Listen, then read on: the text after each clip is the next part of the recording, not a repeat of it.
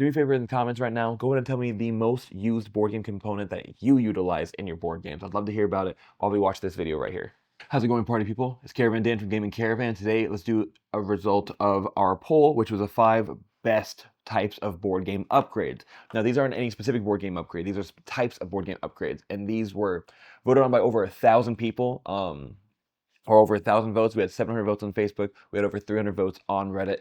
And now we're going to talk about the results of this. So if you want to be part of that and see more of those polls, join the links in the description of this video. So number 1, we're talking about upgraded chits. Now, upgraded chits are not minis or metal coins or anything specific, because those are their own categories. But these are just the generic tokens in games that maybe it goes from cardboard to acrylic, maybe it goes from like plastic to wooden, anything that might be just be an upgraded chit of the base game.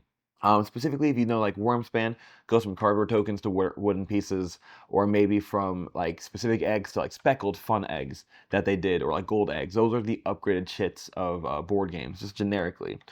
We had 160 people vote on that, which means 10% of the people who voted, or over 10%, voted on this one, which is a pretty good number if you think about it. That's a good amount of people. Next up, I'll say this much: we did not get as many votes on certain things as I thought we would. Like, for instance, card sleeves aren't on here whatsoever. Literally nothing on card sleeves. Next up, we have Neoprene Mats. Now, this is my number 1. If a game has a Neoprene Mat, I want to buy that immediately. That makes the game significantly better, especially if it adds an organization. I don't mean just a generic black mat. I mean specific neoprene mats, but neoprene mats in general are upgrades that people really enjoyed for board games in general.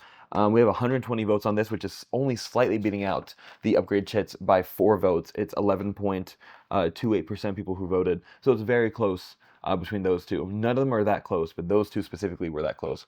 Next up, we have voted on by 226 people, metal coins. Now, this was by far the most popular one on Facebook, I believe.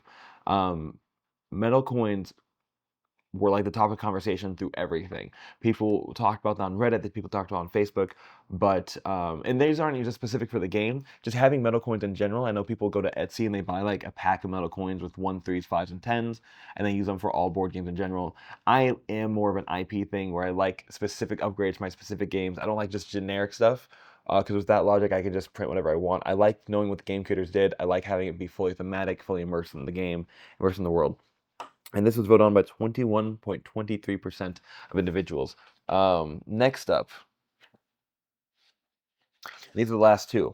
This one is a pretty top one. I think it should be more normal in board games. Personally, we have dual layer player boards. Now, some people were talking and joking about the triple layered ones that should have been added to what's it called? Andromeda's Edge, but honestly, that is not needed. 251 people voted this, so 23.59% of people voted on this category right here, dual layer boards, which is pretty interesting. But I do agree that it's a lot more satisfying when it's dual layer versus just having a piece of paper where you're putting stuff on top of it. The dual layer having the indents with things specifically to basically enhance and fill out the level of the board. The table presence is very important for a lot of games. Card games not so much, but I know some people try to have like big games in small boxes, and you can't really do this in any small box game because they immediately triple or quadruple the thickness of the board. And I know this deals from single to dual, but no, going from single to dual is a lot more than just double. Especially since you can just go from like a piece of paper to like now you have to have 2 thick pieces of cardboard taped together. And yeah, and the most talked about, by far the most talked about upgrade was the box insert organizer. Now, this was a lot more popular in Reddit than it was on Facebook, but it was still very popular in Facebook for the votes.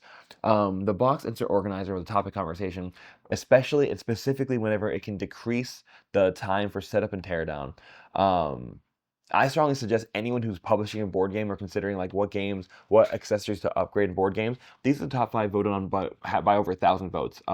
Hundreds and hundreds and hundreds of different people from multiple different platforms came together and they agreed on these 5 most needed upgrades. Certain games and certain people like different things. Like minis were not that big of an upgrade from what I pulled. Card sleeves were not big an upgrade. Upgraded dice were not big of an upgrade.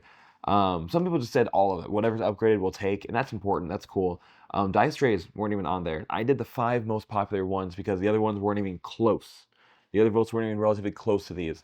But that is everything. These are the top 5 board games. If you want to see more of these polls, or if you want to be part of these polls, go ahead and join the communities in the description of this video. If you want to go ahead and be following more of these videos, subscribe, like, and then comment below what component you actually utilize the most. But that's everything. Peace out, have a great day, God bless, and I hope to see you at a table soon. This has been Caravan Dan signing off.